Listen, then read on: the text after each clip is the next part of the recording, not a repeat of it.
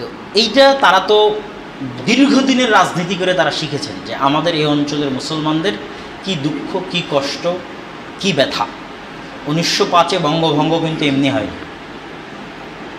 1905-এ বঙ্গভঙ্গ এমনি হয়নি। 1971-এ যেই কারণে বাংলার মুসলমানেরা পাকিস্তানের বিরুদ্ধে যুদ্ধ করেছে, ওই একই কারণে 1905-এ বঙ্গভঙ্গ হয়েছে। সেটা কি? এই অঞ্চলের সম্পদ পাচার হয়ে যাওয়া। একটা গাইকে, একটা গাভীকে আমি লালন পালন করছি, কিন্তু দুধ দহন করে আরেকজন নিয়ে চলে যাচ্ছে। এই পুরো বাংলার অর্থের উপর, কৃষির উপর কলকাতা প্রতিষ্ঠিত হচ্ছে। কলকাতার হিন্দুরা প্রতিষ্ঠিত হচ্ছে, জমিদারেরা প্রতিষ্ঠিত হচ্ছে। আর এই পুরো বাংলায় না স্কুল আছে, না কলেজ আছে, না বিশ্ববিদ্যালয় আছে, না কলকারখানা আছে, কিচ্ছু নাই, ধুধু মরুভূমি। কিছু যে নাই তার স্বীকৃতি আইয়ুব খান তার ফ্রেন্ড নট মাস্টার বইয়ের মধ্যে লিখে গেছে, যে উনি যখন 47-এর পর এই পূর্ব পাকিস্তানের জিওসি হিসেবে নিয়োগ পান, তখন ঢাকাতে একটা সেনানিবাস করার জন্য একটা টিনের ভাঙ্গা ছাউনি ছাড়া কিছুই ছিল না। যে উনি ঢাকাতে সেনানিবাস করবেন, তো টিনের ভাঙ্গা ছাউনি ছাড়া কিছুই ছিল না। কেন? সব কিছু তো কলকাতা কেন্দ্রিক প্রতিষ্ঠিত হয়েছে। এখানে কি হবে? এখানে কলেজ নাই, বিশ্ববিদ্যালয় নাই, কল নাই, কারখানা নাই, কিছু নাই। গোটা পূর্ব পাকিস্তানে দুইটা পাকা রাস্তা ছিল, একটা হচ্ছে পাবনার কোনো একটা জায়গা থেকে ফেরিঘাট পর্যন্ত, আর একটা ঢাকা থেকে নারায়ণগঞ্জ পর্যন্ত। আইয়ুব খান লিখেছে। এই দুই শাসন আমলের সময়ের দুইটা ট্র্যাজেডি আছে যা একটু আমাদের জানা দরকার। একটা ট্র্যাজেডি হচ্ছে স্বাধীন সুলতানি শাসন আমলে একবার রাজা গণেশ, তিনি মুসলমানদের সাথে হিন্দু কোনো দায়িত্বশীল হিসেবে মন্ত্রিসভায় দায়িত্ব পালন করতেন, তিনি বাদশাকে হত্যা করে ক্ষমতা দখল করে নেন এবং মুসলমানদের উপর অত্যাচার শুরু করেন। হিন্দুদের হাতে ক্ষমতা চলে যায় এবং মুসলমানদের উপর অত্যাচার শুরু হয়। তখন এই অঞ্চলের একজন আলেম, কুতবে আলম, তিনি জৌনপুরের শাসক ইব্রাহিম আশ-শারকিকে দাওয়াত দেন বাংলার মুসলমানদেরকে বাঁচানোর জন্য হিন্দুদের অত্যাচার থেকে। এটা যখন রাজনৈতিকভাবে মুসলমানেরা প্রতিষ্ঠিত হয়ে গেছে তখনকার কথা বলা হচ্ছে। 1857-তে যখন সর্বভারতীয় বিপ্লব বা সিপাহী বিদ্রোহ হয়, তখন নামকা অস্তে হলেও মুঘল সম্রাট বাহাদুর শাহ জাফর এই বিদ্রোহে নেতৃত্ব দিয়েছিলেন। ব্রিটিশরা এই বিদ্রোহটা দমন করতে সফল হয়। দমন করতে সফল হওয়ার ফলে বাহাদুর শাহ জাফরকে নির্বাসনে পাঠিয়ে দেয় মায়ানমারের রেঙ্গুনে, যেখানে এখনও তার কবর আছে। এইটার মাধ্যমে ভারত উপমহাদেশে একদম আইনগত ঘোষণা দিয়ে মুসলমানদের শাসনের সমাপ্তি হয়ে যায়। তাহলে 1757-তে ইস্ট ইন্ডিয়া কোম্পানির মাধ্যমে শুরু, 1857-তে টোটালি সমাপ্তি। তবে 1757-র পর থেকেই মুসলমানদের মধ্যে ব্রিটিশদের বিরুদ্ধে জিহাদের চেতনা কাজ করে। ওই যে শাহ ওলিল্লাহ মুহাদ্দিস দেহলভির নাম বললাম, যিনি হুজ্জাতুল বালিগা লিখেছেন, তার একজন ছেলের নাম হচ্ছে শাহ আব্দুল আজিজ মুহাদ্দিস দেহলভি। তো আব্দুল আজিজ মুহাদ্দিস দেহলভি রাহিমাহুল্লাহর একটা বই আছে বুস্তানুল মুহাদ্দিসিন, বাংলায় অনুবাদ হয়েছে, মুহাদ্দিসদের বাগান। তো আব্দুল আজিজ মুহাদ্দিস দেহলভি রাহিমাহুল্লাহ প্রথম এই ভারতকে দারুল কুফর বলে ঘোষণা দেন, যে ব্রিটিশদের অধীনস্থ এই ভারত মুসলমানদের রাষ্ট্র নয়, এটা আর মুসলিম রাষ্ট্র নয়, এটা কাফের রাষ্ট্র। অতএব এটার বিরুদ্ধে জেহাদ করা ফরজ অথবা জায়েজ। তার এই ফতোয়ার উপর ভিত্তি করে শাহ ইসমাইল শহীদ রাহিমাহুল্লাহ এবং সৈয়দ আহমদ ব্রেলভি রাহিমাহুল্লাহ তারা তখন ব্রিটিশদের বিরুদ্ধে জেহাদের আন্দোলন শুরু করে। পুরো ভারত মুসলমানদের অধীনস্থ, বাদশাহ আলমগীর সর্বশেষ প্রতাপশালী মোগলদের শাসক, কোরআনের হাফেজ, সুন্নাতের পাবন্দ, আল্লাহওয়ালা, আল্লাহ ভীরু, তাকওয়াবান, পরহেজগার শাসক। দীর্ঘ 50 বছর পরিপূর্ণ ভারত, একদম আফগানিস্তানের সীমান্ত থেকে নিয়ে মায়ানমারের সীমান্ত পর্যন্ত শাসন করেছে। ব্রিটিশরা যখন ইস্ট ইন্ডিয়া কোম্পানি যখন ভারতে ঢুকে গেছে তখনও তিনি শাসক। তো তাহলে ইস্ট ইন্ডিয়া কোম্পানির হাতে ভারতের মুসলমানেরা শাসন ক্ষমতা হারালো। হারানোর পর মুসলমানদেরই ব্যথা বেশি হওয়ার কথা, কেন তারা শাসন ক্ষমতা হারিয়েছে। শাসন ক্ষমতা তার হিন্দুরা হারায়নি, তাহলে তাদের ব্যথা কেন হবে? অর্থাৎ ব্যথা কাদের বেশি? মুসলমানদের বেশি। এই জন্য মুসলমানেরা বেশি এক্সট্রিম আন্দোলন করেছে, অস্ত্র উঠিয়েছে, ইংরেজি ভাষা পরিত্যাগ করেছে, তাদের চাকরি বাকরি পরিত্যাগ করেছে, তাদের জমিদারি পরিত্যাগ করেছে, জীবন দিয়েছে, ব্যাপক কুরবানি, অসংখ্য এবং সীমাহীন কুরবানি। কিন্তু তার বিপরীতে হিন্দুদেরকে কিছুই করা লাগে না। তারা তাদের চাকরি বাকরি, সরকারি চাকরি ভোগ করেছে, তাদের ইংরেজি ভাষা শিখেছে, তাদের সাথে সরকারি চাকরিতে জয়েন করেছে, তাদের জমিদারিতে অংশগ্রহণ করেছে, সকল সুযোগ সুবিধা তারা ভোগ করেছে। তাহলে মুসলমানেরা ক্ষমতা হারালো এবং পুনরায় ক্ষমতা পাওয়ার জন্য তারা যুদ্ধ করেছে। একটা ইন্টারেস্টিং ঘটনা আপনাদের বলি শেরে বাংলা একে ফজলুল হকের, যে যখন তিনি অখণ্ড বাংলার, এই দুই বাংলা যখন এক, এই অখণ্ড বাংলারও তিনি প্রধানমন্ত্রী হয়েছেন। কৃষক প্রজা পার্টির পক্ষ হয়ে তিনি এই বাংলায় নির্বাচন করেছেন, মুসলিম লীগের বিরুদ্ধে নির্বাচন করেছেন এবং মুসলিম লীগের বিরুদ্ধে নির্বাচন করে জয়লাভও করেছেন। কিন্তু তিনি আবার যখন 46-এ যখন ডিভাইড হবে, কান্ট্রি ভাগ হবে, তখন তিনি আবার মুসলিম লীগে গিয়ে জয়েন করেছেন। কেননা তিনি চেয়েছিলেন দুই বাংলা মিলে একটা অখণ্ড, ভারতের সাথেও নয় পাকিস্তানের সাথেও নয়, দুই বাংলা মিলে একটা অখণ্ড বাংলাদেশ প্রতিষ্ঠা করতে, যেটা কলকাতার হিন্দু দাদাবাবুরা রাজি হয়নি, যে না আমরা এরকম অখণ্ড বাংলাদেশ চাই না, আমরা ভারতের সাথে। তখন শেরে বাংলা একে ফজলুল হক দেখেছেন যে আমার ইগো দিয়ে লাভ নাই, হোসেন শহীদ সোহরাওয়ার্দীর সাথে যদি আমি ইগো করি বা মিস্টার জিন্নার সাথে ইগো করি, এই ইগো করলে এই অঞ্চলের মুসলমানেরা ক্ষতিগ্রস্ত হবে। অতএব উনি ওনার ইগোকে পদানত করে মুসলিম লীগে জয়েন করেছে, শুধু এই অঞ্চলের মুসলমানদের মুক্তির জন্য। এটা যারা আরও ইতিহাস গভীরভাবে পড়েছে তারা আমার এই কথা মূল্যায়ন করতে পারবে, বুঝতে পারবে, আর যারা ইতিহাস পড়েনি তারা ধরতেই পারবে না যে আমি কি বলতেছি। শেরে বাংলা একে ফজলুল হক এই অঞ্চলে মুসলিম লীগের বিরুদ্ধে আন্দোলন করেছে। আচ্ছা, তার আপনি উদাহরণ কোথায় পাবেন? অতএব তোমরা আল্লাহ সুবহানাহু তাআলাকে ভয় করো, যদি আল্লাহ সুবহানাহু তাআলার নামে তোমাদের কাছে কিছু চাওয়া হয়, আত্মীয়তার সম্পর্ককে ভয় করো, আল্লাহ সুবহানাহু তাআলাকে ভয় করো। তো আলোচনার শুরুটা এই আয়াত দিয়ে এই জন্য করছি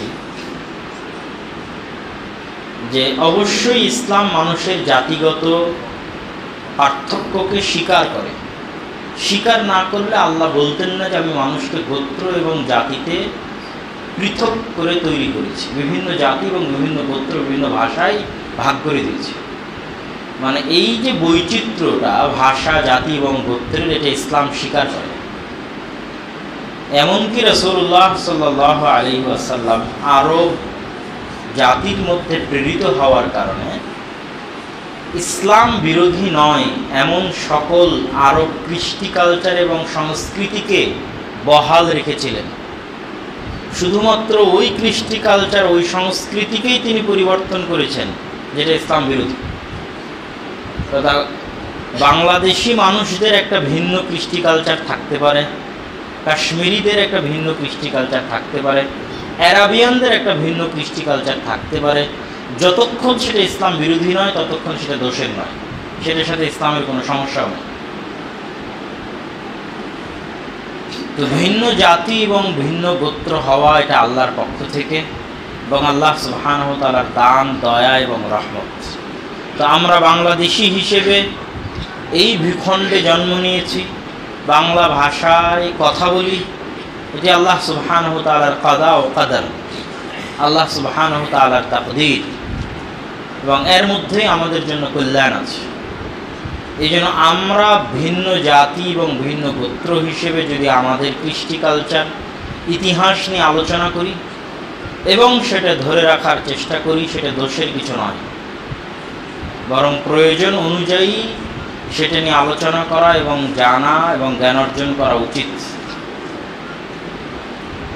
তো আজকে আমরা যেই ভূখণ্ডে বসবাস করছি, এই বদ্বীপ এবং এই পুরো সাবকন্টিনেন্ট ভারত উপমহাদেশ, আমরা দুই ধরনের ইতিহাস আজকে আলোচনা করব। একটা হচ্ছে ইলমি, জ্ঞানগত ইতিহাস, আর আরেকটি হচ্ছে মুসলমানদের, অত্র অঞ্চলের মুসলমানদের রাজনৈতিক স্বাধীনতার ইতিহাস।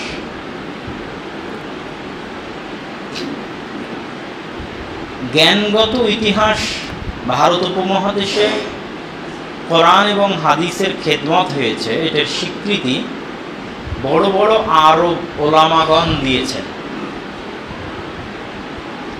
নাসিরউদ্দিন আলবানী রাহিমাহুল্লাহ থেকে শুরু করে, রশিদ রেজা মিসরি থেকে শুরু করে বড় বড় আলেম ওলামা এই স্বীকৃতি দিয়ে গেছেন। দীর্ঘ একটা সময় যাবৎ ভারত উপমহাদেশ জ্ঞানের মার্কাজ ছিল। জালালউদ্দিন সুয়ুতি এর মৃত্যুর পর থেকে নিয়ে বর্তমান সৌদি আরবে বিভিন্ন ইসলামী বিশ্ববিদ্যালয় প্রতিষ্ঠা, শেখ সালেহ আল উসাইমিন, শেখ বিন বাজ এবং শেখ নাসিরউদ্দিন আল আলবানী, এই তিনজন ত্রিনক্ষত্রের আবির্ভাবের পূর্ব পর্যন্ত মধ্যের 200 থেকে 250 থেকে 300 বছর কোরআন এবং হাদিস চর্চার একটা বড় কেন্দ্র ছিল এই সাবকন্টিনেন্টের মাটি। এবং এখান থেকে বড় বড় আলেমের জন্ম হয়েছে, যাদের কিতাব, যাদের গ্রন্থ পৃথিবীকে স্থায়ীভাবে প্রভাবিত করে গেছে, মুসলিম উম্মাহকে পার্মানেন্টলি ইনফ্লুয়েন্স করেছে, স্থায়ীভাবে প্রভাবিত করেছে। যেমন শাহ ওলিউল্লাহ মুহাদ্দিস দেহলভী রাহিমাহুল্লাহর লেখা হুজ্জাতুল্লাহিল বালিগা। দেহলভী মানে দিল্লির অধিবাসীকে উর্দুতে বলে দেহলি। শাহ ওলিউল্লাহ মুহাদ্দিস দেহলভী রাহিমাহুল্লাহর লেখা হুজ্জাতুল্লাহিল বালিগা, আসরারুদ্দীনের উপর লেখা এক ব্যতিক্রম আরবি ভাষায় গ্রন্থ, যা আরবি ভাষাভাষী মানুষের কাছে অনেক বড় সম্পদ। মুসলিম উম্মার কাছে তো অবশ্যই, আরবি ভাষাভাষী মানুষের কাছে অনেক বড় সম্পদ এবং অনেক ব্যতিক্রম ধর্মী একটি গ্রন্থ। নওয়াব সিদ্দিক হাসান খান আল কান্নৌজি আল ভূপালি, ভারত উপমহাদেশে জন্মগ্রহণ করা এমন একজন ব্যতিক্রম ধর্মী মুহাদ্দিস, যার 300-এর অধিক বই রয়েছে শুধু আরবি ভাষায়, যার একটা বই আমরা বাংলায় অনুবাদ করেছি ফিকহুস সালাফ নামে, জানি না আজকে পাওয়া যাবে কিনা গাড়িতে, যেটি আর রওজাতুন, মূল আরবি নাম আর রওজাতুন নাদিয়া, যা নাসিরউদ্দিন আলবানী রাহিমাহুল্লাহ ফিকহ জানার জন্য ছাত্রদেরকে পড়ার উপদেশ দিয়েছেন। তো তার আরও বহু গ্রন্থ আছে, 300-এর অধিক গ্রন্থ আছে, তার মধ্যে এটা একটা গ্রন্থ। এইরকম এই অঞ্চলে জন্মগ্রহণ করা আব্দুর রহমান আল মুবারাকপুরি, শামসুল হক আল আজিমাবাদী এবং মাওলানা সানাউল্লাহ অমৃতসরি। আব্দুর রহমান আল মুবারাকপুরির লেখা গ্রন্থ হচ্ছে তুহফাতুল আহওয়াজি। আমরা যে তিরমিজি গ্রন্থের নাম শুনি, এই তিরমিজির পৃথিবী বিখ্যাত আরবি ব্যাখ্যা গ্রন্থ। সুনানুত তিরমিজির অল ওভার দ্য ওয়ার্ল্ড, সারা পৃথিবীতে সবচেয়ে বেশি বিকৃত, সবচেয়ে বেশি প্রচলিত এবং শ্রেষ্ঠতম আরবি ব্যাখ্যা গ্রন্থ তুহফাতুল আহওয়াজি, যা ভারত উপমহাদেশের এই অঞ্চলে জন্মগ্রহণ করা আলেম লিখেছে। শামসুল হক আল আজিমাবাদী, তার একটা গ্রন্থ গায়াতুল মাকসুদ, যা 32 খণ্ডে আবু দাউদের ব্যাখ্যা। পরবর্তীতে হিন্দু মুসলিম দাঙ্গায় এই বইটি নষ্ট হয়ে যায়, পাটনার লাইব্রেরিতে কিছু খণ্ডিত অংশ আছে, কিন্তু তিনি এই বইয়ের আর একটা সংক্ষিপ্ত রূপ করেছিলেন তার ভাইকে দিয়ে, যেটার নাম আউনুল মাবুদ, যেটা 4 এবং 5 খণ্ডে পাওয়া যায়। এটি বর্তমান পৃথিবীতে আবু দাউদের ব্যাখ্যা গ্রন্থগুলোর মধ্যে শ্রেষ্ঠতম এবং বহুল প্রচলিত একটি ব্যাখ্যা গ্রন্থ, যা এই অঞ্চলের আলেমগণ লিখেছেন।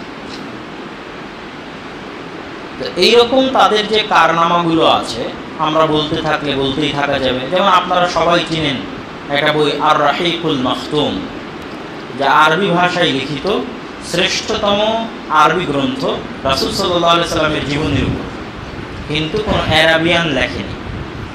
নন অ্যারাবিয়ান, এই উপমহাদেশে জন্মগ্রহণ করা মানুষ লিখেছে, কিন্তু লিখেছে আরবিতে, অথচ এটা আরবিতে শ্রেষ্ঠতম গ্রন্থ। আমার বলার যেটা উদ্দেশ্য সেটা হচ্ছে, একটা সময় যাবৎ এই অঞ্চল জ্ঞানের মার্কাজ ছিল। এমনকি আলেম ওলামা এটা বলতে বাধ্য হয়েছে যে ব্রিটিশদের অধীনে শাসিত অবস্থায়, যাবতীয় সুযোগ সুবিধা বঞ্চিত অবস্থায় কিভাবে মানুষ এই পরিমাণ হাদিসের খেদমত করতে পারে তা কল্পনা করা যায় না।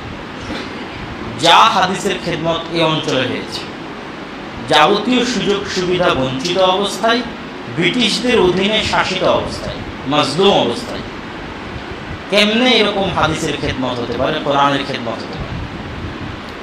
এরকম অসংখ্য বই, অসংখ্য গ্রন্থ, অসংখ্য লেখনীর বর্ণনা দেওয়া যাবে। এটা বলার উদ্দেশ্য হচ্ছে যে এই অঞ্চলের যে ইলমি ইতিহাস, জ্ঞানের ইতিহাস, সেটাকে আমাদের মূল্যায়ন করতে হবে। আরও যদি পূর্বে যাই, আরও পূর্বে, বহু পূর্বে, রাসূলুল্লাহ সাল্লাল্লাহু আলাইহি ওয়াসাল্লামের একটি হাদিস আছে যে দিন যদি সুরাইয়া তারকার নিকটেও থাকে, তাহলে সালমান ফার্সির ভাইয়েরা দিনকে সেখান থেকে ছিনিয়ে নিয়ে আসবে। সালমান ফার্সি হচ্ছে বিলাদ মা ওয়ারা ইন নাহার, নদীর পরবর্তী অঞ্চলগুলো। কোন নদী? আমুদরিয়া, শিরদরিয়া। আমুদরিয়া এবং শিরদরিয়ার পার্শ্ববর্তী অথবা নিকটবর্তী অঞ্চলকে মা ওয়ারা ইন নাহার বলা হয়, যেটা সালমান ফার্সি এবং তাদের বাপদাদাদের পৈতৃক ভূমি। এবং রাসূল সাল্লাল্লাহু আলাইহি ওয়াসাল্লামের এই হাদিসের ভবিষ্যৎবাণী অনুযায়ী পরবর্তীতে বড় বড় মুহাদ্দিসের জন্ম এই অঞ্চলে হয়েছে। সেটা সরাসরি আমাদের অঞ্চল নয়, কিন্তু আমাদের সাথে কানেক্টেড, রিলেটেড। যেমন ইমাম আবু দাউদ রাহিমাহুল্লাহ, আবু দাউদ আস-সিজিস্তানি। তো যারা ঐতিহাসিক ব্যাখ্যাকার, তারা লিখেছেন যে সিজিস্তান হচ্ছে আজকের পাকিস্তান এবং ইরানের বেলুচিস্তান। তথা আজকের পাকিস্তান এবং ইরানের বেলুচিস্তান অঞ্চলে ইমাম আবু দাউদের জন্ম। কুতাইবা বিন সাঈদ আল বাগলানি, বাগলান হচ্ছে আফগানিস্তানের সীমান্তবর্তী অঞ্চলের একটা শহর, যা এখন ওই নামই আছে। যিনি কুতুবে সিত্তার 6 জন মুহাদ্দিসের শিক্ষক, আবু দাউদের শিক্ষক, তিরমিজির শিক্ষক, নাসাইর শিক্ষক, 6 জনের অধিকাংশের শিক্ষক। ইমাম তিরমিজি, তিরমিজ নামক গ্রাম, যেটা সরাসরি যে নদীর নাম বললাম আমুদরিয়া এবং শিরদরিয়া, তার একদম কোল ঘেঁষে গ্রাম এখনো তিরমিজ নামে আছে। তারপরে ইমাম ইবনে হিব্বান আল বুস্তি, ইবনে হিব্বান অনেক বড় মুহাদ্দিস।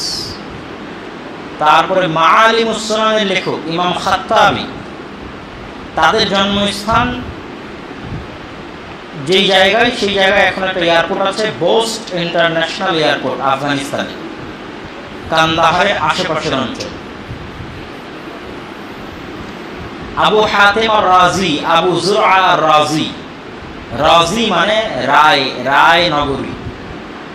রায় নগরীকে দিকে নিসবত করে যখন কোনো কিছু বলা হয় সেটা রাজি।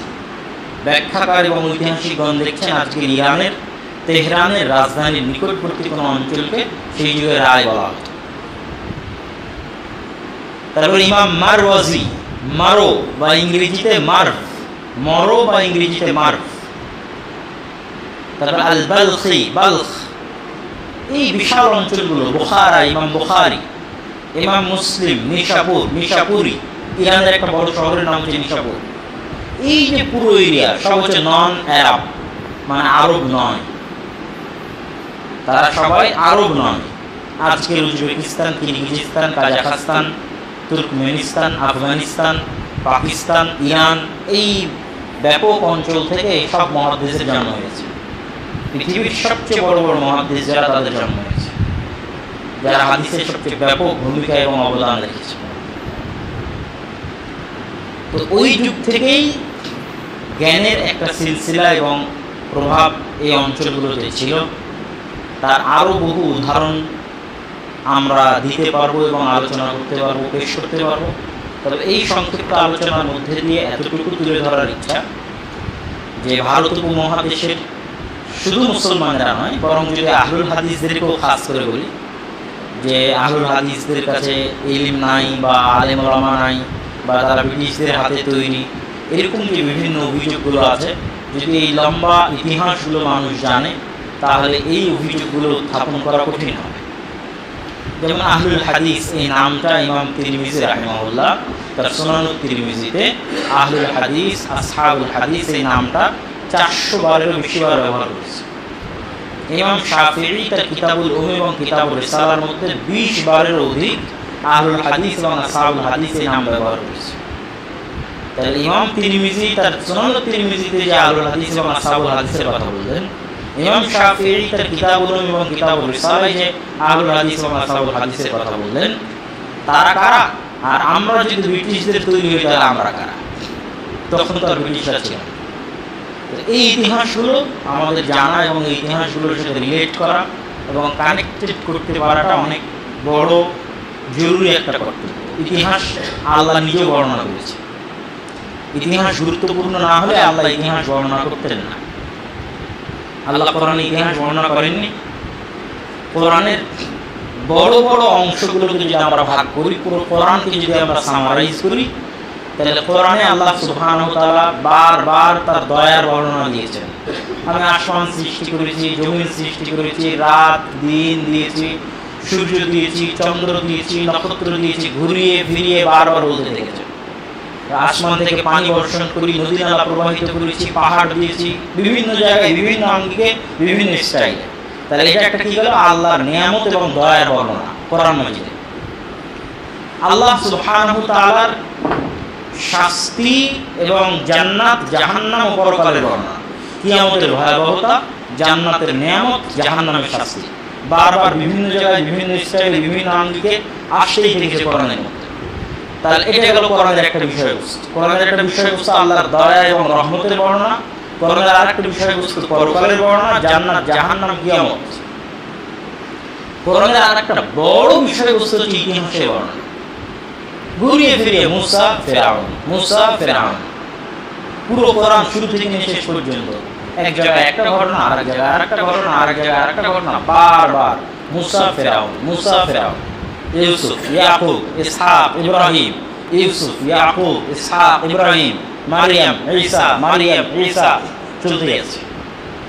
ঘুরিয়ে ফিরিয়ে আল্লাহ সুবহানাহু ওয়া তাআলা ইতিহাস বর্ণনা করেছে পবিত্র কোরআন।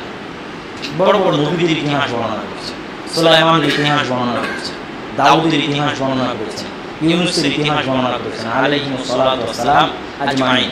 লম্বা সূরা বাকারায় বনী ইসরাঈলের ইতিহাস বর্ণনা করেছে। আমারই আলোচনা আছে 1-1.5 ঘন্টা শুধু বনী ইসরাঈলের ইতিহাস। তাহলে ইতিহাস আল্লাহ নিজেও বর্ণনা করেছে। অতএব ইতিহাস জানা দরকার, জরুরি। এটা কোরআনের বিষয়বস্তুগুলোর একটা বড় বিষয়বস্তু। এবার আমরা আসি যে এই অঞ্চলের যেমন একটা ইলমি ঐতিহ্য ছিল, ঠিক এই অঞ্চলের মুসলমানদের একটা রাজনৈতিক স্বাধীনতার ইতিহাস ছিল। এই রাজনৈতিক স্বাধীনতার ইতিহাস যদি আমরা বলি যে ইসলাম ভারত উপমহাদেশে কিভাবে এসেছে, তাহলে ঐতিহাসিকরা বলছেন কেউ কেউ যে কেরালায় যে চেরুমল এবং পেরুমল রাজার যে মসজিদ আছে, সেটা রাসূল সাল্লাল্লাহু আলাইহি ওয়াসাল্লামের জীবদ্দশাতেই নাকি তারা ইসলাম গ্রহণ করেছিলেন এবং তৈরি হয়েছে। আল্লাহু আ'লাম, আল্লাহ ভালো জানেন। কিন্তু রাজনৈতিকভাবে ইসলাম প্রবেশ করেছে মুহাম্মদ বিন কাসিমের সিন্ধু বিজয়ের মাধ্যমে। পাকিস্তানের একটা প্রদেশ সিন্ধ, সেটি বিজয়ের মাধ্যমে রাজনৈতিকভাবে ইসলামে প্রবেশ। আর এই বঙ্গে ইসলাম রাজনৈতিকভাবে প্রবেশ করেছে 1200 খ্রিস্টাব্দের দিকে ইখতিয়ারউদ্দিন মুহাম্মদ বিন বখতিয়ার খিলজির অভিযানের মাধ্যমে। এবং তিনি যে অঞ্চলে অভিযান পরিচালনা করেছিলেন সেটাকে বলা হয় গৌড় অঞ্চল। কেউ বলেছে ভারতের নদিয়া, আর অধিকাংশ ঐতিহাসিকগণ বলেছেন আজকের মালদা, মুর্শিদাবাদ, চাঁপাইনবাবগঞ্জের যে ছোট সোনা মসজিদ থেকে নিয়ে মালদা ওল্ড স্টেশন পর্যন্ত এই বিশাল এরিয়ায় যে প্রচুর পুরাতন মসজিদ আছে, প্রচুর পুরাতন মাদ্রাসা বিল্ডিং আছে, এবং ওই রোডটার নাম হচ্ছে গৌড় রোড। এটাই ছিল স্বাধীন সুলতানি শাসন আমলে মুসলমানদের রাজধানী, যার কিছু খণ্ডিত অংশ বাংলাদেশের সীমান্তে পড়েছে। যেমন ছোট সোনা মসজিদ বাংলাদেশের সীমান্তে পড়েছে, দরাজবাড়ি মাদ্রাসা বাংলাদেশের সীমান্তে পড়েছে, এরকম কিছু জিনিস বাংলাদেশের সীমান্তে পড়েছে। বাকি প্রচুর মসজিদ, বড় সোনা মসজিদ সহ আরো মসজিদ এবং বড় স্থাপত্য ভারতের সীমানার মধ্যে, কিন্তু ওই বরাবরই ওই রোড ধরে, রোডের দুই সাইডে। এটাকে বলা হচ্ছে গৌড়, স্বাধীন সুলতানি শাসন আমলে বাংলার রাজধানী।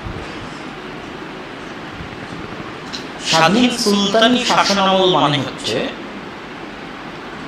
দিল্লিতেও মুসলমানদের শাসন ছিল, বাংলাতেও মুসলমানদের শাসন ছিল। তারপর বাংলার মুসলিম শাসকরা দিল্লির মুসলিম শাসকদের অধীনস্থ থাকতো না, থাকতে চাইতো না। এটাকে বলা হয়েছে স্বাধীন সুলতানি শাসনামল। এবং বারবার দিল্লির মুসলিম শাসকরা বাংলার মুসলমান শাসকদের অ্যাকোয়ার করার জন্য, নিজেদের অধীনস্থ আনার জন্য বছরে 5 বার, 2 বার, 3 বার যুদ্ধ লেগেই থাকে। এবং মুঘলরা ছাড়া কেউই পার্মানেন্টলি এই বাংলাকে দিল্লির অধীনস্থ করতে পারেনি। মানে মুসলমানেরাই দিল্লির মুসলিম শাসকরা বাংলার মুসলমানদেরকে অধীনস্থ করবে, এটা সম্ভব হয়নি মুঘলদের আগ পর্যন্ত। এই মুঘলদের আগ পর্যন্ত এই সময়টুকুকে বলা হয়েছে ইতিহাসে স্বাধীন সুলতানি শাসনামল, যার অনেক চিহ্ন বৈশিষ্ট্য অবিকৃত অবস্থায় এখনো আছে। যেমন একটা আমি বললাম যে ছোট সোনা মসজিদ, যেটা চাঁপাইনবাবগঞ্জ, একটা হচ্ছে রাজশাহীর বাঘার যে মসজিদ, যেটা সুলতান নাসিরউদ্দিন নুসরত শাহ তৈরি করেছেন, উনি হচ্ছে স্বাধীন সুলতানি শাসনামলের একজন রাজা। নওগাঁর একটা মসজিদ কুসুম্বা মসজিদ, সুলতান ফিরোজ শাহের ছেলে তৈরি করেছে। এরকম আরও বিভিন্ন মসজিদ, পুরাতন মসজিদ বিভিন্ন জায়গায় ছড়িয়ে ছিটিয়ে আছে, যেগুলো প্রমাণ বহন করে ওই স্বাধীন সুলতানি শাসনামলের। আর ওই সময় দিল্লির শাসকরা বাংলাকে এই জন্য অধীনস্থ করতে পারতো না, যেটা ইবনে বতুতা তার সফরনামার মধ্যে লিখেছেন। তিনি বাংলায় এসেছিলেন। ইবনে বতুতা পৃথিবীর একজন ঐতিহাসিক পরিব্রাজক, যিনি অর্ধ পৃথিবীরও বেশি অংশ পায়ে হেঁটে বিভিন্ন তৎকালীন যুগে সফর করেছেন, তার মধ্যে তিনি বাংলাতেও এসেছেন। এবং বাংলার এই নদীনালা, পানি, প্রচুর ভ্যাবসা গরম, অতিরিক্ত মশা, এগুলোর জিকির উল্লেখ তিনি সেই কালে করেছেন তার বইয়ে, যে জান্নাত এবং জাহান্নামের সংমিশ্রণ, মানে প্রাকৃতিক দৃশ্য জান্নাতের মতো, কিন্তু ভ্যাবসা গরম আর মশার অত্যাচার জাহান্নামের মতো। ইবনে বতুতা তার সফরনামার মধ্যে লিখেছেন যখন তিনি বাংলায় আসেন। তো দিল্লির শাসকরা যখন বাংলা আক্রমণ করত, দিল্লির মুসলিম শাসকরা যখন বাংলার মুসলিম শাসকদের আক্রমণ করত, তখন বাংলার মুসলিম শাসকরা বর্ষাকালের অপেক্ষা করত। বর্ষাকাল আসলে নদীনালা পরিপূর্ণ হয়ে যেত, যোগাযোগ ব্যবস্থা ধ্বংস হয়ে যেত, আর মশার উপদ্রব বেড়ে যেত। তখন দিল্লির শাসকরা পালিয়ে যেতেন। এই হচ্ছে স্বাধীন সুলতানি শাসনামল। আর এই স্বাধীন সুলতানি শাসনামলের পরে আসে মোঘলদের শাসন। মোঘলেরা বাংলাকে প্রথম তাদের মধ্যে অন্তর্ভুক্ত করে এবং রাজধানী গৌড়কেও বাদ দিয়ে দেয়, রাজধানী সোনারগাঁকেও বাদ দিয়ে দেয়, রাজধানী করে ঢাকা, যেটা বুড়িগঙ্গার তীরে আহসান মঞ্জিল বা লালবাগের কেল্লা, এই অঞ্চলকে তারা রাজধানী করে। জাহাঙ্গীরনগর নাম দেয় বাদশাহ জাহাঙ্গীর। এবং ওই সময় এটাকে বলা হতো সুবা, সুবে বাংলা। সুবা মানে প্রদেশ, উর্দুতে সুবা মানে প্রদেশ।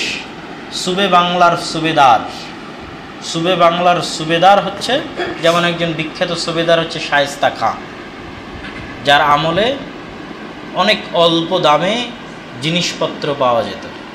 ঐশ্বর্য এবং প্রাচুর্য, টাকা পয়সা এবং ধন দৌলতের ন্যায়পরায়ণতা এবং ইনসাফের কারণে, প্রজা হিতৈষী আচরণের কারণে এবং প্রজাদের হিতাকাঙ্ক্ষী আচরণের কারণে আল্লাহ সুবহানাহু ওয়া তাআলার দয়া এবং নেয়ামতে পরিপূর্ণ হয়ে গেছিল এই অঞ্চল।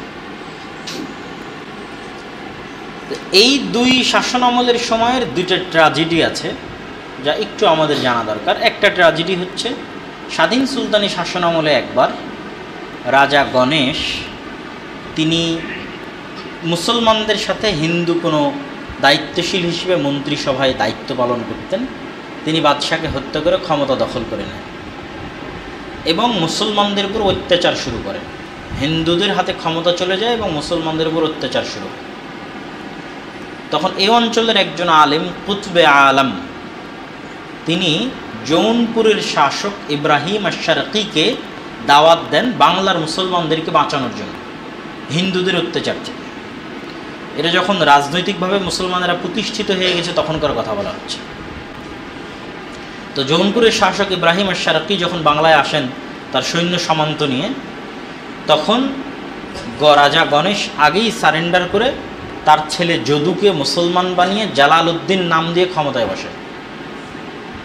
তো এইটা একটা ট্র্যাজেডি ছিল, যেটা দীর্ঘ 14-15 বছর যাবৎ হুট করে এই বাংলার ক্ষমতা হিন্দুদের হাতে চলে গেছিল এবং তারা মুসলমানদের উপর ব্যাপক অত্যাচার এবং নির্যাতন শুরু করেছিল। কয়েক হাজারেরও অধিক আলেম ওলামা, মাদ্রাসার ছাত্রকে ওই সময় হত্যা, নিহত, ফাঁসি ইত্যাদির শিকার হতে হয়েছে। আর এই অঞ্চলে এখন আমরা যে মসজিদ দেখছি, যে মাদ্রাসা দেখছি, শুধু এগুলোই মসজিদ মাদ্রাসা, আগে ছিল না, এটা যদি আমরা চিন্তা করি তাহলে ভুল হবে।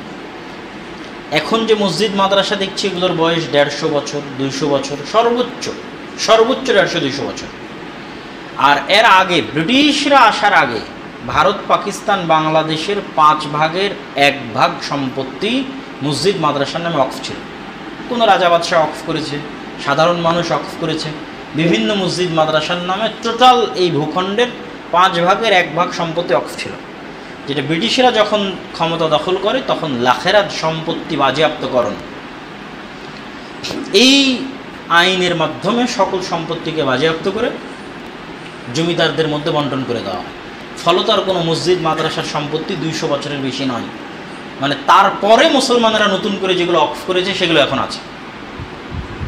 তার আগের যে আমরা তো এই দেশে 800 বছর থেকে বাস করছি, তো 800 বছরের পুরাতন মসজিদের জন্য জমি আর মাদ্রাসার জন্য জমি নাই কেন? ওগুলো সব ব্রিটিশরা লাখেরাত সম্পত্তি বাজেয়াপ্তকরণের মাধ্যমে বাজেয়াপ্ত করে জমিদারদের দিয়ে দিয়েছে।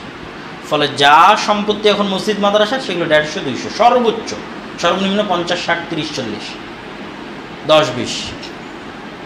তো এই জন্য তখন মুসলমানদের জমি জায়গা এবং শিক্ষা দীক্ষা ছিল না এটা বললে ভুল, বরং ভালো শিক্ষা দীক্ষা এবং ভালো মসজিদ মাদ্রাসা ছিল, এটাই ধারণা করতে হবে। ইতিহাস এটারই প্রমাণ বহন করে। তো এই সংক্ষিপ্ত ইতিহাস বলার মধ্যে আরেকটা ট্র্যাজেডি আছে, সেটা যে বাদশাহ আকবরের দ্বীন-ই ইলাহি আর আলাউদ্দিন হোসেন শাহের শ্রী চৈতন্যের মতবাদে প্রভাবিত হওয়া। বাদশাহ আকবর হচ্ছে দিল্লির শাসক, আলাউদ্দিন হোসেন শাহ বাংলার শাসক। তো বাদশাহ আকবর দ্বীন-ই ইলাহি মানে সেকুলার মুসলিম, হিন্দু এবং মুসলিমের কালচারাল মিক্সিং। হিন্দু এবং মুসলমানরা কালচারালি একজন আরেকজনের সাথে মিক্স হবে, এটা রাজকীয়ভাবে পৃষ্ঠপোষকতা করা হয়েছে। ফলত মুসলমানদের ইমান, আকিদা, আমল, বিবাহ, শাদী, সামাজিক রীতিনীতি, কৃষ্টি কালচার সব ধ্বংস হয়ে গেছে, মানে হুবহু হিন্দুদের মতো হয়ে গেছে। কেন? রাজনৈতিক পৃষ্ঠপোষকতা পেয়েছে একটা দীর্ঘকালব্যাপী বাদশাহ আকবরের আমলে, যে হিন্দু মুসলিম কালচারাল মিক্সিং হতে হবে, সেকুলার মুসলিম।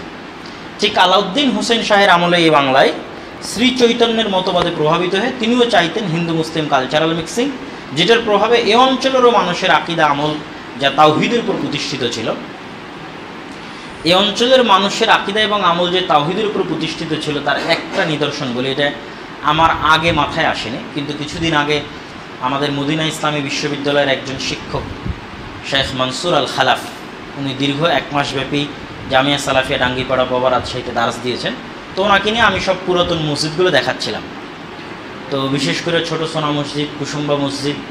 তো এই মসজিদগুলোর সাথে লাগানো ওই সমস্ত রাজা বাদশাদের কবর নাই, বা মসজিদের মধ্যে নাই, বা মসজিদের সামনে নাই, এই জিনিসটাকে উনি পয়েন্ট হিসেবে ধরেছে যে তৎকালীন মুসলমানেরা কবর পূজারী ছিলেন না। কবর পূজারী থাকলে মসজিদের মধ্যে কবর দিতেন, অথবা মসজিদের সামনে কবর দিতেন, অথবা কবরকে কেন্দ্র করে মসজিদ তৈরি করতেন। বরং কোথাও যদি কবর দেখা যায় তাহলে সেটা মসজিদকে কেন্দ্র করে পরবর্তীরা কবর দিয়েছে, কিন্তু তখনকার মুসলমানেরা কবর পূজারী ছিল না। তো এই যে মুসলমানেরা যে আকিদা, সঠিক আকিদা এবং তাওহীদের উপর প্রতিষ্ঠিত ছিল, সেটার বিকৃতিটা হয়েছে এই 2 রাজনৈতিক ট্র্যাজেডি বা পৃষ্ঠপোষকতার কারণে, হিন্দু মুসলিম কালচারাল মিক্সিংয়ের কারণে, রাষ্ট্রীয়ভাবে সেকুলারিজমের চর্চার কারণে। এখান থেকে আস্তে আস্তে কি হলো, মুঘলদের শাসন আমলে যখন বাংলা মুঘলদের অধীনস্থ, তখন 1757 সালের 23শে জুন, যা আমরা সবাই জানি, যে পলাশির আম্র কারণে বাংলার স্বাধীনতার সূর্য অস্তমিত হয়, এবং কালের পরিক্রমায় পুরো ভারতের স্বাধীনতার সূর্য অস্তমিত হয়। আর পুরো ভারতের স্বাধীনতার সূর্য অস্তমিত হতে ফাইনাল ঘোষণা আসতে 100 বছর লাগে।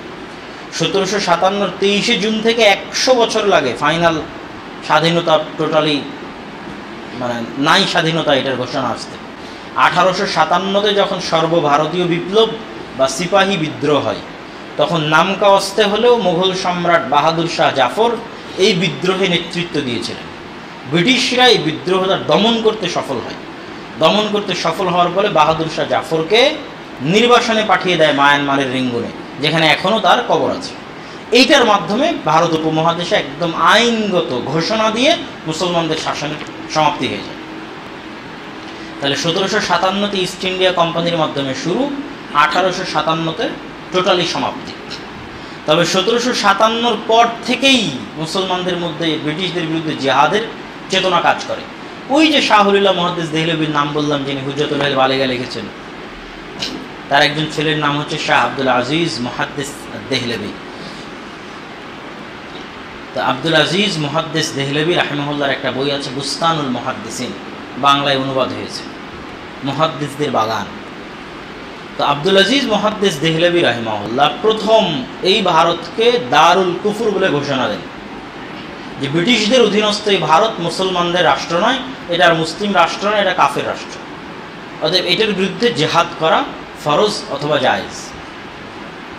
তার এই ফতোয়ার উপর ভিত্তি করে শাহ ইসমাইল শহীদ রাহিমাহুল্লাহ এবং সৈয়দ আহমদ বেরেলভি রাহিমাহুল্লাহ তারা তখন ব্রিটিশদের বিরুদ্ধে জেহাদের আন্দোলন শুরু করে, এবং তাদের পরবর্তীতে আরও বিভিন্ন জায়গায় আপনার তিতুমিরের লাল কেল্লা বলেন, হাজি শরীয়তুল্লাহর ফরাইজি আন্দোলন বলেন, সৈয়দ মাওলানা এনায়েত আলী এবং মাওলানা বেলায়েত আলী, পাটনার সাদিকপুরি পরিবার, তাদের আন্দোলনের কথা বলেন। বিভিন্ন জায়গায় ভিন্ন ভিন্ন আঙ্গিকে ব্রিটিশদের বিরুদ্ধে মুসলমানেরা তাদের সংগ্রাম অব্যাহত রেখেছে।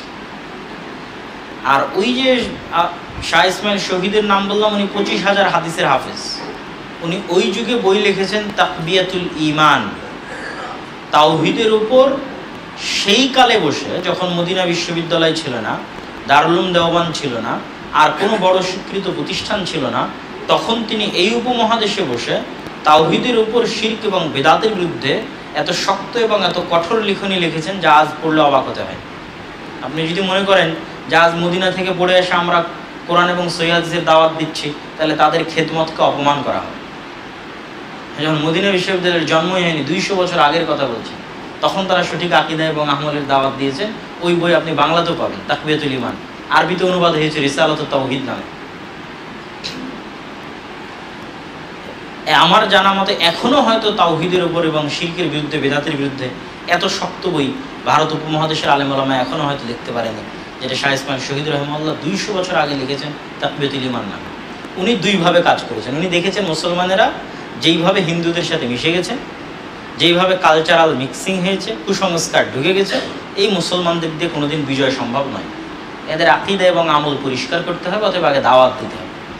ব্যাপকভাবে উনি দাওয়াতি কাজ করেছেন, এবং ওনাদের দাওয়াতি কাফেলা পদ্মা নদী হয়ে, কেননা আমরা জানি যে এই পদ্মা নদী ভারতেও আছে গঙ্গা নামে, এই পদ্মা নদী বানারসে আছে, এই পদ্মা নদী পাটনায় আছে, উত্তরপ্রদেশের বানারস, বিহারের পাটনা, তারপরে আমাদের বাংলায় চাঁপাইনবাবগঞ্জ দিয়ে প্রবেশ করেছে, একটাই নদী।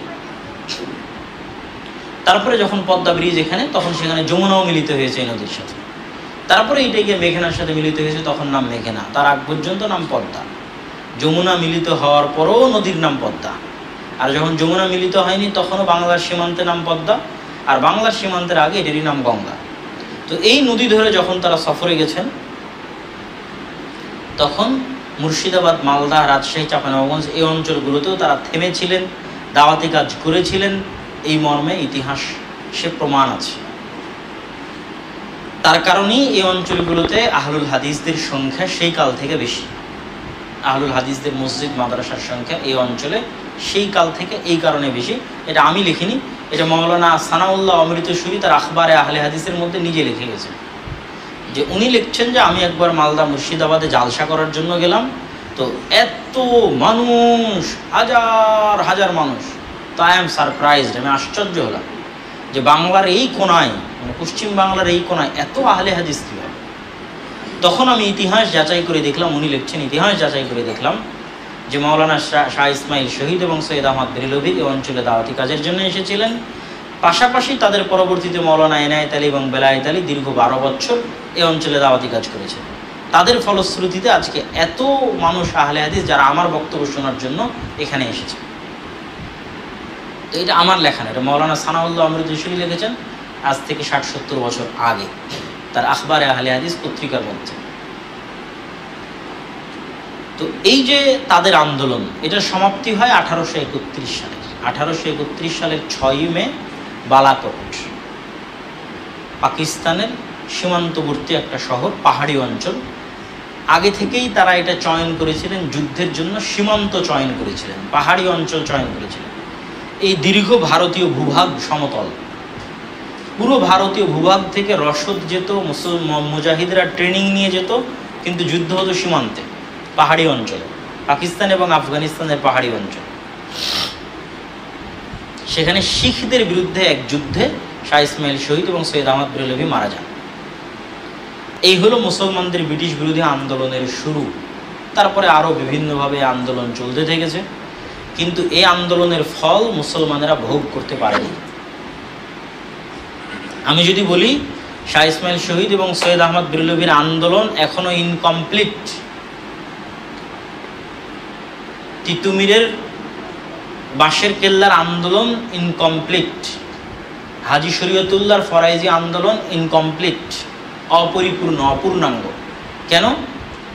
পুরো ভারতে মুসলমানদের শাসন ছিল, সেটা মুসলমানেরা হারালো কার কাছে? ব্রিটিশের কাছে। তাহলে ব্রিটিশদের বিরুদ্ধে মুসলমানেরা যুদ্ধ শুরু করলো মানে টোটাল ভারত আবার মুসলমানদের অধীনস্থ হতে হবে, তাহলে সেই আন্দোলন সফল। কথা মনে বুঝাতে পারিনি আমি। পুরো ভারত মুসলমানদের অধীনস্থ, বাদশাহ আলমগীর সর্বশেষ প্রতাপশালী মোগলদের শাসক, কোরআনের হাফেজ, সুন্নাতের পাবন্দ, আল্লাহওয়ালা, আল্লাহ ভীরু, তাকওয়াবান, পরহেজগার শাসক, দীর্ঘ 50 বছর পরিপূর্ণ ভারত, একদম আফগানিস্তানের সীমান্ত থেকে নিয়ে মায়ানমারের সীমান্ত পর্যন্ত শাসন করেছে। ব্রিটিশরা যখন ইস্ট ইন্ডিয়া কোম্পানি যখন ভারতে ঢুকে গেছে তখনও তিনি শাসক। তো তাহলে ইস্ট ইন্ডিয়া কোম্পানির হাতে ভারতের মুসলমানেরা শাসন ক্ষমতা হারালো, হারানোর পর মুসলমানদেরই ব্যথা বেশি হওয়ার কথা, কেন তারা শাসন ক্ষমতা হারিয়েছে, শাসন ক্ষমতা তার হিন্দুরা হারায়নি, তাহলে তাদের ব্যথা কেন হবে? অর্থাৎ ব্যথা কাদের বেশি? মুসলমানদের বেশি। এই জন্য মুসলমানরা বেশি এক্সট্রিম আন্দোলন করেছে, অস্ত্র উঠিয়েছে, ইংরেজি ভাষা পরিত্যাগ করেছে, তাদের চাকরি বাকরি পরিত্যাগ করেছে, তাদের জমিদারি পরিত্যাগ করেছে, জীবন দিয়েছে, ব্যাপক কুরবানি, অসংখ্য এবং সীমাহীন কুরবানি। কিন্তু তার বিপরীতে হিন্দুদেরকে কিছুই করা লাগে না। তারা তাদের চাকরি বাকরি, সরকারি চাকরি ভোগ করেছে, তাদের ইংরেজি ভাষা শিখেছে, তাদের সাথে সরকারি চাকরিতে জয়েন করেছে, তাদের জমিদারিতে অংশগ্রহণ করেছে, সকল সুযোগ সুবিধা তারা ভোগ করেছে। তাহলে মুসলমানেরা ক্ষমতা হারালো এবং পুনরায় ক্ষমতা পাওয়ার জন্য তারা যুদ্ধ করেছে। কিন্তু এখন কি মুসলমানদের হাতে ক্ষমতা আছে? পরিপূর্ণ ভারতের নাই।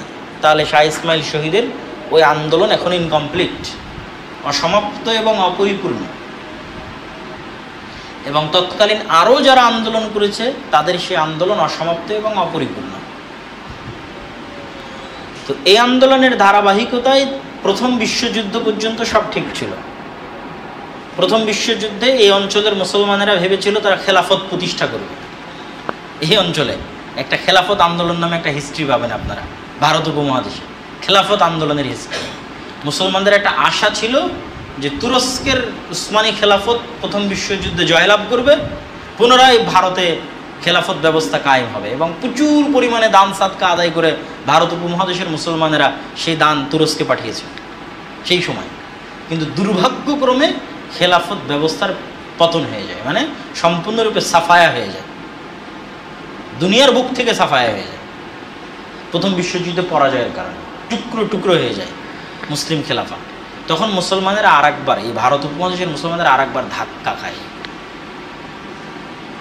আর দ্বিতীয় বিশ্বযুদ্ধের পর থেকে ব্রিটিশ ভাবতে থাকে আমি তো সুপার পাওয়ার নাই, আমাকে সব ছাড়তে হবে। দ্বিতীয় বিশ্বযুদ্ধের পরে ফিলিস্তিন ছেড়ে দিয়েছে, দ্বিতীয় বিশ্বযুদ্ধের পর ভারত ছেড়ে দিয়েছে, ফিলিস্তিনেও একটা বিস্ফোড়া দিয়ে গেছে ইসরায়েল, এবং এখানেও কত শত শত বিস্ফোড়া তৈরি করে গেছে, তার হিসাব নেই।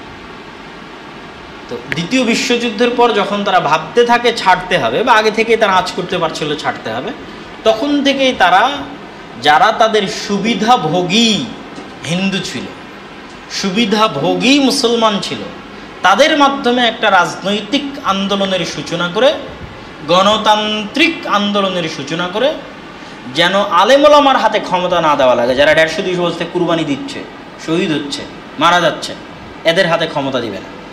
ক্ষমতা দিবে তাদেরই সুবিধাভোগী, তাদেরই ট্রেন্ড আপ করা কিছু সুশীল, স্যুটেড বুটেড, মানে স্যুট গায়ে দেওয়া এবং বুট পরিধান করা, মাথায় দাড়ি টুপি দেওয়া মোল্লাদের হাতে নয়, স্যুট এবং বুট পরিধান করা তাদেরই ইংল্যান্ড এবং লন্ডন থেকে পড়ে আসা একদল ব্যারিস্টার, একদল সেকুলার হিন্দু এবং মুসলিমের কাছে ক্ষমতা দিয়ে যাবে। এই লক্ষ্যকে সামনে রেখে কংগ্রেসের তৈরি হওয়া। কিন্তু যখন মিস্টার জিন্না, শেরে বাংলা, একে ফজলুল হক তারা দেখলো যে এই অঞ্চলের মুসলমানেরা যদি টোটাল ভারতের অন্তর্ভুক্ত থেকে যায় এবং একক অখণ্ড ভারতের অন্তর্ভুক্ত অবস্থায় ব্রিটিশদের কাছ থেকে বিদায় নেয়, তাহলে তারা এই সমগ্র ভারতে টিকতে পারবে না। কেন টিকতে পারবে না? আর অনেকগুলো কারণ ছিল, অনেক লজিক ছিল। তারা পোড় খাওয়া রাজনীতি করে এই ডিসিশন নিয়েছে। কেউ যদি বলে স্বার্থের জন্য এই ডিসিশন নিয়েছে, এটা ভুল হবে। রাজনীতি করতে করতে ছ্যাঁকা খেতে খেতে খেতে খেতে এই ডিসিশন নিয়েছে, যেই ছ্যাঁকা এখনও ভারতের মুসলমানেরা খাচ্ছে। ওটা ওনারা তখনই, শেরে বাংলা একে ফজলুল হক, মিস্টার জিন্নাহ তখনই 10 বার 50 বারেরও বেশি এরকম ছ্যাঁকা তারা খেয়েছে। না হলে একটা ইন্টারেস্টিং ঘটনা আপনাদের বলি শেরে বাংলা একে ফজলুল হকের, যে যখন তিনি অখণ্ড বাংলার, এই দুই বাংলা যখন এক, এই অখণ্ড বাংলারও তিনি প্রধানমন্ত্রী হয়েছেন। কৃষক প্রজা পার্টির পক্ষ হয়ে তিনি এই বাংলায় নির্বাচন করেছেন, মুসলিম লীগের বিরুদ্ধে নির্বাচন করেছেন এবং মুসলিম লীগের বিরুদ্ধে নির্বাচন করে জয়লাভও করেছেন। কিন্তু তিনি আবার যখন 46-এ যখন ডিভাইড হবে, কান্ট্রি ভাগ হবে, তখন তিনি আবার মুসলিম লীগে গিয়ে জয়েন করেছেন। কেননা তিনি চেয়েছিলেন দুই বাংলা মিলে একটা অখণ্ড, ভারতের সাথেও নয় পাকিস্তানের সাথেও নয়, দুই বাংলা মিলে একটা অখণ্ড বাংলাদেশ প্রতিষ্ঠা করতে, যেটা কলকাতার হিন্দু দাদাবাবুরা রাজি হয়নি, যে না আমরা এরকম অখণ্ড বাংলাদেশ চাই না, আমরা ভারতের সাথে। তখন শেরে বাংলা একে ফজলুল হক দেখেছেন যে আমার ইগো দিয়ে লাভ নাই, হোসেন শহীদ সোহরাওয়ার্দীর সাথে যদি আমি ইগো করি বা মিস্টার জিন্নার সাথে ইগো করি, এই ইগো করলে এই অঞ্চলের মুসলমানেরা ক্ষতিগ্রস্ত হবে। অতএব উনি ওনার ইগোকে পদানত করে মুসলিম লীগে জয়েন করেছে, শুধু এই অঞ্চলের মুসলমানদের মুক্তির জন্য। এটা যারা আরও ইতিহাস গভীরভাবে পড়েছে তারা আমার এই কথা মূল্যায়ন করতে পারবে, বুঝতে পারবে। আর যারা ইতিহাস পড়েনি তারা ধরতেই পারবে না যে আমি কি বলতেছি। শেরে বাংলা একে ফজলুল হক এই অঞ্চলে মুসলিম লীগের বিরুদ্ধে আন্দোলন করেছে। আচ্ছা, তার আপনি উদাহরণ কোথায় পাবেন? শেখ মুজিবুর রহমানের অসমাপ্ত আত্মজীবনীতে শেখ মুজিবুর রহমান লিখতেছে যে উনি মুসলিম লীগের হয়ে রাজনীতি করেন, আর শেরে বাংলা একে ফজলুল হক কৃষক প্রজা পার্টি। তো মুসলিম লীগের হয়ে যেহেতু শেখ মুজিবুর রহমান ছাত্র রাজনীতি করেন, তো কোথাও বক্তব্য দিতে গেলে যখন শেরে বাংলার বিরুদ্ধে বক্তব্য দেন, তখন এই বাংলার সাধারণ চাষাভূষা কৃষক মানুষ শেখ মুজিবুর রহমানকে বলেছে, বাবা তুমি যার বিরুদ্ধে ইচ্ছা তার বিরুদ্ধে বলো, কিন্তু শেরে বাংলার বিরুদ্ধে কিছু বলিও না, শেরে বাংলার বিরুদ্ধে কিছু বলা হলে শোনা হবে না। এই শেখ মুজিবুর রহমান তার অসমাপ্ত আত্মজীবনীতে লিখে গেছে যে এই দেশের মাটি এবং মানুষের রক্তের সাথে মিশে গেছিল শেরে বাংলার ভালোবাসা। তা আমরা মুসলিম লীগ করে ইসলামের নাম দিয়ে শেরে বাংলার ভালোবাসা কমাতে পারতাম না। কিন্তু তিনি আবার এই ইগো, ওনার সাথে হোসেন শহীদ সোহরাওয়ার্দীর মিলতো না। ওইটা আপনি এই অসমাপ্ত আত্মজীবনী পড়লে দেখবেন। হোসেন শহীদ সোহরাওয়ার্দী মুসলিম লীগ করে, উনি কৃষক প্রজা পার্টি করে, এবং উনি নিজে জয়লাভ করে গোটা অখণ্ড বাংলার প্রধানমন্ত্রী হয়েছেন শেরে বাংলায় বুঝলাম। উনি ওনার ইগোকে পদানত করে মুসলিম লীগে জয়েন করেছেন। যখন কলকাতার দাদাবাবুরা রাজি হয়নি যে আমরা ভারতের সাথে চলে যাব, আমরা আলাদা বঙ্গ বা বাংলাদেশ করব না, তখন শেরে বাংলাকে বুঝলাম বলেছেন না, এর চাইতে পাকিস্তানের সাথে সম্পৃক্ত হওয়া ভালো, তাও এই অঞ্চলের মুসলমানেরা স্বাধীন থাকবে, ভালো থাকবে, বাঁচবে। তো এইটা তারা তো দীর্ঘদিনের রাজনীতি করে তারা শিখেছেন যে আমাদের এই অঞ্চলের মুসলমানদের কি দুঃখ, কি কষ্ট, কি ব্যথা। 1905-এ বঙ্গভঙ্গ কিন্তু এমনি হয়নি। 1905-এ বঙ্গভঙ্গ এমনি হয়নি। 1971-এ যেই কারণে বাংলার মুসলমানেরা পাকিস্তানের বিরুদ্ধে যুদ্ধ করেছে, ওই একই কারণে 1905-এ বঙ্গভঙ্গ হয়েছে। সেটা কি? এই অঞ্চলের সম্পদ পাচার হয়ে যাওয়া। একটা গাইকে, একটা গাভীকে আমি লালন পালন করছি, কিন্তু দুধ দহন করে আরেকজন নিয়ে চলে যাচ্ছে। এই পুরো বাংলার অর্থের উপর, কৃষির উপর কলকাতা প্রতিষ্ঠিত হচ্ছে, কলকাতার হিন্দুরা প্রতিষ্ঠিত হচ্ছে, জমিদারেরা প্রতিষ্ঠিত হচ্ছে। আর এই পুরো বাংলায় না স্কুল আছে, না কলেজ আছে, না বিশ্ববিদ্যালয় আছে, না কলকারখানা আছে, কিচ্ছু নাই, ধুধু মরুভূমি। কিছু যে নাই তার স্বীকৃতি আইয়ুব খান তার ফ্রেন্ড নট মাস্টার বইয়ের মধ্যে লিখে গেছে, যে উনি যখন 47-এর পর এই পূর্ব পাকিস্তানের জিওসি হিসেবে নিয়োগ পান, তখন ঢাকাতে একটা সেনানিবাস করার জন্য একটা টিনের ভাঙ্গা ছাউনি ছাড়া কিছুই ছিল না।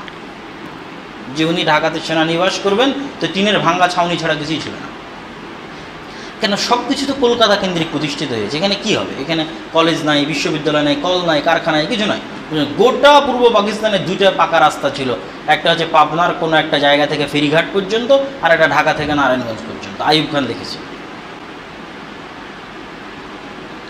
এবং যখন দেশ ভাগ হয় 47-এ, তখন ব্রিটিশ সেনাবাহিনীর সকল অস্ত্র ভারতের কাছে থেকে গেছে। পাকিস্তান একদম মিসকিন ফকির অবস্থায় রাষ্ট্রের উত্থান হয়েছে, কোনো প্রকার অস্ত্র ছাড়া, কোনো প্রকার হেল্প ছাড়া, সহযোগিতা ছাড়া। তার একটা উদাহরণ এই পাকিস্তান। তো ঠিক 71-এ আমরা কেন পাকিস্তানের বিরুদ্ধে আন্দোলন করেছি? ওই যে 6 দফা দাবি ছিল শেখ মুজিবুর রহমানের, যে আমাদের কেন্দ্রীয় ব্যাংক আলাদা চাই, আমাদের মুদ্রা আলাদা চাই, যেন এই অঞ্চলের সম্পদ পাচার না হয়ে যায়। আমরা আবাদ করছি, আমরা লালন পালন করছি, টাকা চলে যাচ্ছে পশ্চিম পাকিস্তান। এটা বন্ধ করাই ছিল মূল উদ্দেশ্য। ওই 6 দফা দাবির মূল উদ্দেশ্য ছিল এইটা। তো এটা আমাদের এই যে 1905 সালে বঙ্গভঙ্গ হলো এই মুসলমানদের, এই অঞ্চলের মুসলমানদের চাহিদাকে পূর্ণ করার জন্য, যেন ঢাকা কেন্দ্রিক উন্নয়ন হয়।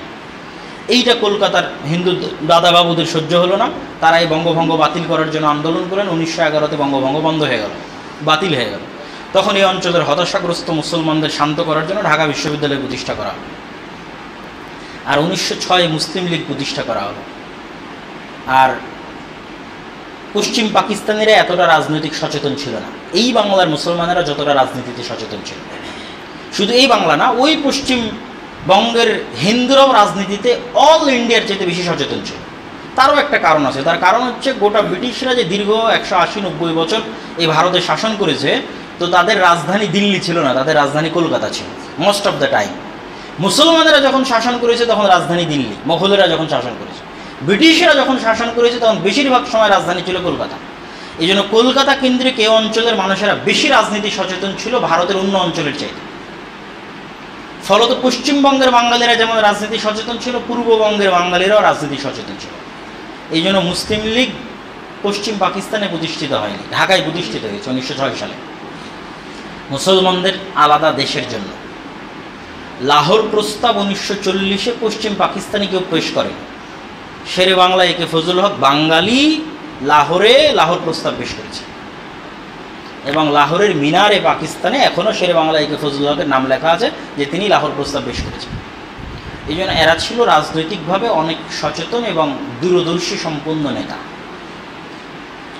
তো এই লম্বা আলোচনা করার পিছনে কারণ কি, যে আমরা এখন আমাদের এই দেশের স্বাধীনতাটাকে সম্পৃক্ত করে ফেলেছি শুধু 71-এর ইতিহাসের সাথে। এবং দুটো ভুল, আমাদের ইতিহাসের দুটো চরম ভুল। এক নাম্বার হচ্ছে আমরা মনে করেছি আমাদের জাতিসত্তার উত্থান শুধু 71-এ। 2, এই অঞ্চলে যে মুসলিম শাসকরা ছিল তাদেরকে ইন্ডিয়ানদের মতো বিদেশি দখলদার শাসক হিসেবে আমাদের বই পুস্তকে তুলে ধরা হয়েছে। ইখতিয়ারউদ্দিন মোহাম্মদ বখতিয়ার খিলজিকে পাহাড়পুরের বৌদ্ধ বিহারের ধ্বংসকারী, হামলাকারী, আক্রমণকারী হিসেবে আমাদের পাঠ্যপুস্তকে তুলে ধরা হয়েছে। এটা খুবই ভয়ঙ্কর, যেটা আমি যখন স্টুডেন্ট লাইফে ভারতে ছিলাম তখন আমি দেখতাম যে ভারতের সিলেবাসের মধ্যে এটা ঢুকানো হচ্ছে যে বাদশাহ শাহজাহান, বাদশাহ আলমগীর বা আর যারা আছে তারা হচ্ছে এই দেশ দখলকারী, বাহির থেকে এসে এই দেশ দখল করে থেকেছে।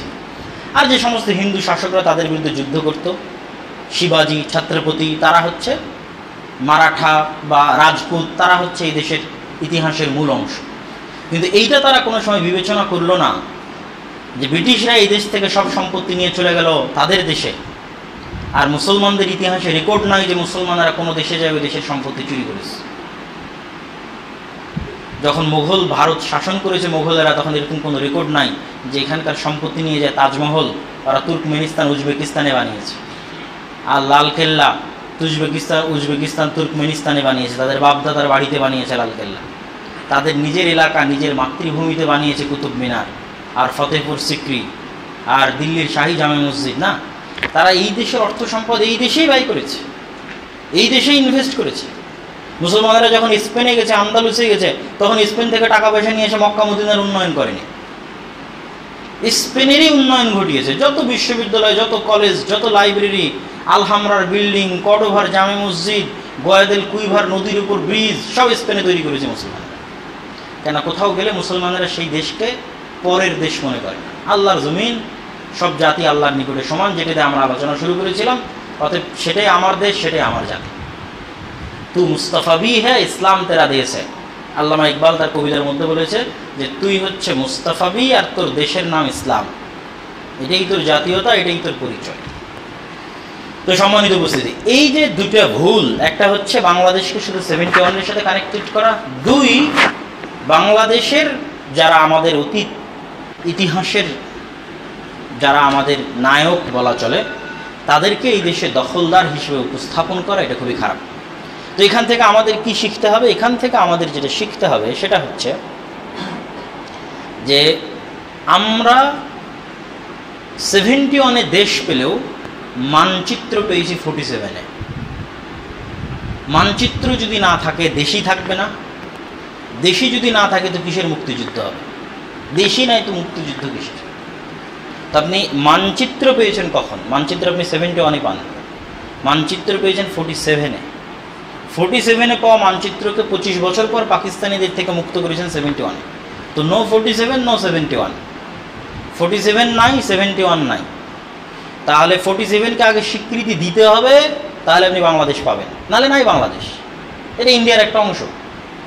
আর যদি 47-কে স্বীকৃতি দেন তাহলে বাংলাদেশ আছে, বাংলাদেশ আছে তো 71 আছে, তাহলে ওখান থেকে টেনে আসতে হবে। এবং এটা শেখ মুজিবুর রহমানের অসমাপ্ত আত্মজীবনীতে আপনি স্পষ্ট পাবেন যে সিলেট কীভাবে বাংলাদেশের অন্তর্ভুক্ত হলো, করিমগঞ্জ, আসামের করিমগঞ্জ কেন বাংলাদেশের অন্তর্ভুক্ত করা গেল না, অথচ সেখানে মুসলমানেরা বিজয়ী হয়েছিল। এগুলো সব উনি ডিটেইলস তার বইয়ের মধ্যে লিখেছেন। কেন মুসলমানদের জন্য আলাদা স্বাধীন দেশ লাগবে, কেন মুসলমানেরা ইন্ডিয়ার অন্তর্ভুক্ত হবে না, কী জন্য মুসলমানদের জন্য আলাদা স্বাধীন দেশ লাগবে। তখনকার মুসলমানেরা স্বাধীনতা বলতে কি শুধু ব্রিটিশদের থেকে স্বাধীনতা বোঝাতেন, না হিন্দুদের থেকেও স্বাধীনতা বোঝাতেন? এগুলো সব ওই বইয়ের মধ্যে স্পষ্ট পেয়ে যাবে যে তিনি নিজে, শেখ মুজিবুর রহমান নিজে কীভাবে হিন্দু কর্তৃক ডিসক্রিমিনেশনের শিকার হয়েছেন, দুইবার বৈষম্যের শিকার হয়েছেন, তা ওই বইয়ের মধ্যে তিনি লিখেছেন। এবং যখন তিনি আলাদা মুসলমানদের স্বাধীন দেশের কথা বলতেন, তখন তিনি শাহ ইসমাইল শহীদ এবং সৈয়দ আহমদ বেরলভীর ওয়াহাবি আন্দোলন, এটাকে ইতিহাসে বলা হয় ওয়াহাবি মুভমেন্ট, যেটা আমি আজকে আলোচনা করলাম, শাহ ইসমাইল শহীদ এবং সৈয়দ আহমদ বেরলভীর এই মুভমেন্টকে ইতিহাসে ওয়াহাবি মুভমেন্ট বলা হয়। তো শেখ মুজিবুর রহমান লিখছেন যে এই ওয়াহাবি আন্দোলন, হাজি শরীয়তুল্লাহর ফরাইজি আন্দোলন ইত্যাদির কথা তুলে ধরে তিনি মুসলমানদের আলাদা স্বাধীন দেশের কথা বলতেন। তো আজ আমরা যেই দেশে বসবাস করছি, এই দেশ দীর্ঘ 800 বছরব্যাপী মুসলমানদের পরিশ্রম, রক্ত, চেষ্টা, শ্রম ইত্যাদির ভিত্তিতে তৈরি হয়েছে। এটাকে যদি শুধু আমি 71 থেকে কানেক্টেড করি, তাহলে এই দেশের রাজনৈতিক পরিচয়কে হত্যা করা হবে, রাজনৈতিক সত্তাকে হত্যা করা হবে। এবং এই দেশের স্বাধীনতা এবং সার্বভৌমত্ব নির্ভরই করে এদেশের ইসলামের সাথে, যেটার উপর ভিত্তি করে আপনি মানচিত্র পেয়েছেন, যে মানচিত্রকে পরবর্তীতে আপনি স্বাধীন করেছেন। অতএব এই জিনিসটা আমাদের মনে রাখতে হবে এবং আমাদের পরবর্তী প্রজন্মকে স্মরণ করাতে হবে সঠিক এবং প্রকৃত ইতিহাস। এবং এই মানচিত্রের যারা দিয়েছেন আমাদেরকে, তারাই শেরে বাংলা একে ফজল হক, হোসেন শহীদ সোহরাওয়ার্দী, খাজা নাজিমুদ্দিন, যাদের কবর একসাথে 3 নেতার মাজার আছে ঢাকা বিশ্ববিদ্যালয়ের মধ্যে, কিন্তু অবহেলিত, কোনো রাজনৈতিক দলের কাছে মূল্যায়িত না। কেন সব রাজনৈতিক দলের কাছে এই দেশের পরিচয় শুরু হয় 71 থেকে, তাহলে কেমনি মূল্যায়িত হবে? হ্যাঁ, তুমি মানচিত্র না পেলে দেশ পাবো কোথায় থেকে? তো এই বলে আমি আমার আজকের সংক্ষিপ্ত বক্তব্য শেষ করছি। ভারত উপমহাদেশের মুসলমানদের ইলমি ইতিহাস সমৃদ্ধ, সুসমৃদ্ধ, এবং ভারত উপমহাদেশের মুসলমানদের রাজনৈতিক স্বাধীনতার ইতিহাস সুসমৃদ্ধ।